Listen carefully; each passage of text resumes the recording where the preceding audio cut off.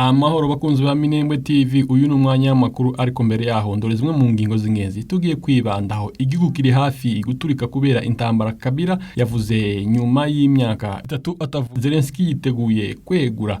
RDC umusirikare umwe yishwe na mugenzi we mu kigo cy'imyitozo ya gikomando. Ikaze na makuru mwategure kandi mugiye kugezwaho na Nkunda Yona Dusere. Mbere yuko tubaramburira amakuru tumaze kubabwira haruguru nuko mu karere ka Minembwe no mu Mikenke turababwira uko byifashe naho mu Mikenke ejo habaye intambara aho bivuga ko Maimai yagabye igitero ku nkambi ya Mikenke icumbitsemo abanyamurenge ndetse n'andi moko, ariko twigwaneho ibasha kubasubiza inyuma ko uyu munsi drone yaje kugaragara mu karere ka Minembwe. Kandi nyuma yaho twigwaneho yirukanye FARDC muri ako karere ka Minembwe. Iyi drone ije nyuma yaho ku minsi 19 haje indi drone bivuga ko yari ya FARDC iturutse Ikisangani yica umuyobozi wa twigwaneho warozwi nka makanika ndetse afana n'abandi basirikare barenze babiri. Igihugu kiri hafi guturika kubera intambara. Kabila yavuze nyuma y'imyaka 3 acecetse nyuma y'imyaka igera kuri 3 ubwe atagaragara cyane muri politike n'itangazamakuru. Joseph Kabila wahoze ari perezida wa DRC yatangaje ko igihugu kiri hafi guturika kubera intambara y'imbere, avuga ko ishobora no guhungabanya akarere kose. Felix Tshisekedi wamusimbuye muri 2019 mu guhererekanya ubutegetsi bwa mbere kwabayeho mu mahoro muri Repubulika ya Demokarasi ya Kongo muri uku kwezi, yavuze kandi ko Kabila ari we muntu nyawe uri inyuma y'ibi byose, amushinja gufasha M23. Kuva muri 2019 Kabila umusenateri wa DRC yagiye kenshi avugirwa n'umuvugizi we Barbara Nzimbi, ariko kuri iriyinga ikinyamakuru Sunday Times cyo muri Afrika y'Epfo cyasohoye inyandiko y'ibitekerezo za Kabila. Joseph Kabila yavuze ko nyuma yo guhererekanya ubutegetsi mu mahoro uko gushimwa ntikwatinze, kuko ashinja Tshisekedi ko yahise arenga ku masezerano masha ya politike yari yumvikanyeho. Yongeraho ko ibintu byarushije kuba bibi kugeza aho igihugu kiri hafi guturika kubera intambara y'imbere ishobora no kugera mu karere kose. Perezida Tshisekedi ari mu ntambara n'umutwe wa M23 ugenzura ibice binini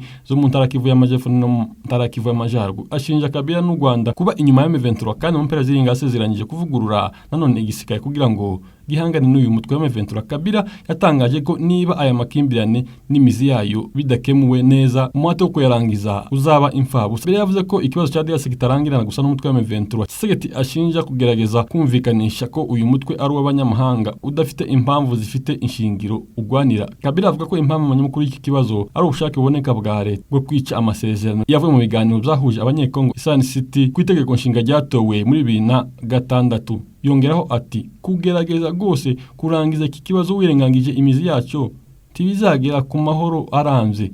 Abwira Sadek umuryango w'iterambere ry'ibihugu bya Afrika y'Amajyepfo yavuze ko kohereza ingabo ku rugamba muri RDC sibyo gusa bizarangiza iki kibazo. Ati isi ireba Afrika y'Epfo ikomeza kohereza ingabo muri RDC gufasha ubutegetsi bw'igihugu no kugwanya ibyifuzo z'abaturage ba Kongo. Leta ya DRC ntacyo irasubiza kuzatangajwe na Joseph Kabila kuri iriyinga, gusa isanzwe ivuga ko ari inyuma ya M23 kandi yagiye imushinja ibikorwa byo kunaniza ubutegetsi bwa Tshisekedi. Abasesenguzi batandukanye bavuga ko nyuma kugera ku butegetsi bwa Tshisekedi yanze gukurikiza amasezerano y'ibanga yabaye mbere y'amatora yagiranye na Kabila y'uburyo bagomba gusaranganya ubutegetsi ubwo yabamuhaga muri 2019. Ibyo zaje kwemeza na Colonel Nanga ubu ukuriye AFC M23 hoze ari perezida wa komisiyo y'amatora muri RDC wagiranye ibibazo n'umutegetsi bwa Tshisekedi nyuma yo kuvuga bimwe mu byari muri ayo masezerano. Ibi uruhande rwa Tshisekedi rwarabihakanye ruvuga ko ari ibinyoma. Reka amakuru yacu tuyakomeze kuri iyi nkuru ivuga ngo umusirikare yishwe na mugenzi we mu kigo cy'imyitozo ya gikomando. Niyinga ku minsi 23 abasirikare babiri bo mu ngabo za Repubulika ya Demokarasi ya Kongo basanzwe bafuye mu kigo cy'imyitozo cya komando muri ka ya Luama giherereye mu mujyi wa Kindu mu ntara Manyema. Minisitiri w'umutekano mu ntara Luamo Selmani yasuye aho hantu yemeza ko ibyabaye mu gihe umusirikare wari wasinze yarashe mugenzi we ahita amwica, arangije nawe yitunga imbunda ku mutwe akura imbarutso arirangiza. Minisitiri w'ubutegetsi bw'igihugu yagaragaje ko ababajwe n'ibi byago maze yihanganisha abo bagabo bambaye impuzangano ya gisirikare cy'igihugu gukomeza imyitwarire myiza. Yasabye umuyobozi w'ikigo gitanga imyitozo ya gikomando cya Kalwama gukurikirana imyitwarire y'abasirikare kandi bagahanwa kugira ngo batazisanga ari abantu badashobotse. Yiyukije interuro izwi igira ati ikinyabufura ni nyina w'ingabo. Reka amakuru yacu tuyasoreze muri Ukraine. Zelensky yiteguye kwegura. Perezida wa Ukraine Volodymyr Zelensky yatangaje ko yiteguye kwegura ku buyobozi niba byatuma igihugu cye kibona amahoro, ndetse avuga ko ashobora guhinduranya no kwinjira muri NATO. mu kiganiro yagiranye n'abanyamakuru ku minsi 23 z'ukwezi kwa kabiri yabajijwe nimba yiteguye kurekura ubutegetsi mu gihe bizatanga amahoro kuri Ukraine, maze asubiza ati niba bizazana amahoro kuri Ukraine, niba mwumva ko ari ngombwa kwegura, nditeguye, nshobora guhinduranya no kwinjira muri NATO. Ibi Zelensky yabivuze nyuma y'uko ibibazo bikomeje gukaza umurego hagati ya Donald Trump, perezida wa Leta Zunze Ubumwe za Amerika. Trump yari yavuze ko Ukraine ariyo yatangije intambara, nubwo nyuma yemeje ko Uburusiya bwateye, ariko agashinja perezida wa Amerika Joe Biden na Zelensky kunanirwa gutuma imigwano ihagarara vuba. Zelensky yamaganye amagambo ya Ukraine avuga ko ari mu mwijima w'amakuru y'ibinyoma, bikaba byatumye Donald Trump amusubiza amwita umunyagitugu, ibintu byateje umwuka mubi hagati yabo. Mu iyinga rishize abayobozi ba Leta Zunze Ubumwe za Amerika n'Uburusiya bahuriye muri Arabia Saudite bagerageza mu biganiro byo kugerageza gushakira igisubizo intambara iri muri Ukraine, ariko Kiev ntiyatumiwe, bitera impungenge mu Burayi. Zelensky yavuze ko Ukraine izakenera kongera umubare w'abasirikare bayo inshuro zibiri mu gihe cyose NATO yanze kuyakira. Kandi nk'uko Minisitiri w'Ingabo wa Amerika Pete Hegseth yabitangaje, kwinjizwa kwa Ukraine muri NATO birasa n'ibidashoboka. Muri iki kiganiro n'abanyamakuru, Zelensky yavuze ko adashaka gutwagwa n'amarangamutima mu bijyanye n'ubufatanye na Amerika, ati nta mwanya w'amarangamutima aha hantu, sinavuga ko amagambo ya Trump kuri nje ari amagambo meza, ntabwo ari byo. Niposho mu ijoro Uburusiya bwateye Ukraine n'indege zitagira abapiloti drone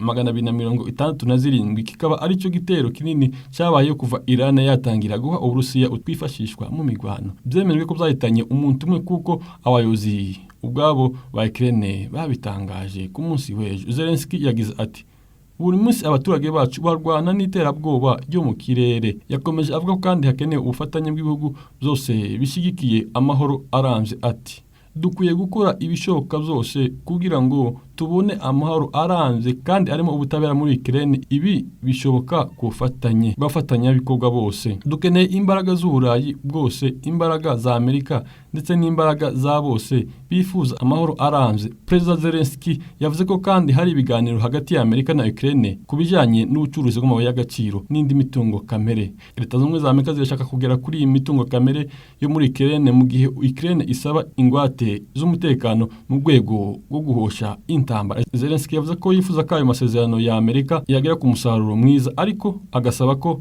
badashobora gutuma Amerika ihagarika inkunga ya gisirikare ihabwa Ukraine. Yagize ati tugiye gusinya amasezerano ya mbere cyangwa inyandiko nshingiro bizashimangirwaho mu gutegura ibindi. Nizeye ko ibi bitazagira ingaruka ku bindi byemezo bya Amerika, tihagire inkunga ihagarika cyangwa igabanwe, cyane cyane y'ingabo kuko ari ingenzi kuri twe. Zelensky yagaragaje ko ashize imbere inyungu rusange, avuga ko abayobozi ba Amerika na Ukraine badakwiye gutakaza ubufatanye hagati y'ibihugu zombi. Yagize ati niyo mpamvu kuri nje ari ingenzi cyane kugira ngo inkunga ya perezida wa Amerika, inteko ishinga amategeko, imitwe yombi y'amashaka, ariko cyane cyane inkunga y'abaturage ba Amerika ndayishimangiraho cyane kandi ndabashimira ko tuyifite. Wakoze kubana natwe, nimba utarakora subscribe yikore maze uzozubona ibiganiro byacu ndetse n'amakuru tubategurira ku gihe. Minembwe TV, nkunda Yona Dusera.